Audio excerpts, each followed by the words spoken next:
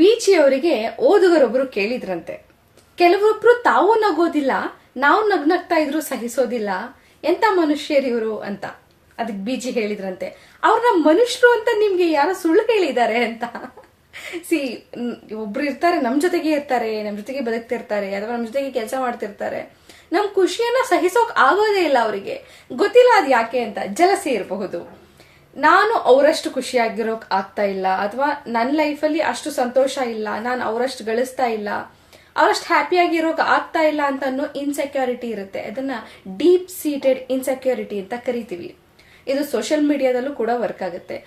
ಇವ್ರು ಏನೂ ಮಾಡಿಲ್ಲ ವಿಡಿಯೋದಲ್ಲಿ, ಆದ್ರೆ ಇವ್ರ ವಿಡಿಯೋ ಇಷ್ಟೊಂದು ವೈರಲ್ ಆಗ್ತಿದೆ, ಯಾವಾಗ್ಲೂ ಇಷ್ಟೊಂದು ಖುಷಿಯಾಗಿರ್ತಾರಲ್ಲ, ಅದೇನೋ ಅಪ್ಪ ನಾಟಕ ಆಡ್ತಿರ್ಬಹುದು, ಅಥವಾ ಇಷ್ಟೊಂದು ಖುಷಿಯಾಗಿರೋ ಕಾರಣ ಏನು, ಯಾವಾಗ್ಲೂ ಹಿಂಗೆ ಹಲ್ಬಿಡ್ತಿರ್ತಾರಲ್ಲ, ಹಿಂಗೆ ಏನೋ ಒಂದು ಕಮೆಂಟ್, ಒಟ್ನಲ್ಲಿ ಅವ್ರು ಖುಷಿಯಾಗಿರೋದನ್ನ ತಡಿಯೋಕ್ಕಾಗಲ್ಲ, ಏನಾದ್ರೂ ಒಂದು ಕೆಟ್ಟ ಕಮೆಂಟ್ ಹಾಕ್ತಾ ಇರ್ತೀವಿ.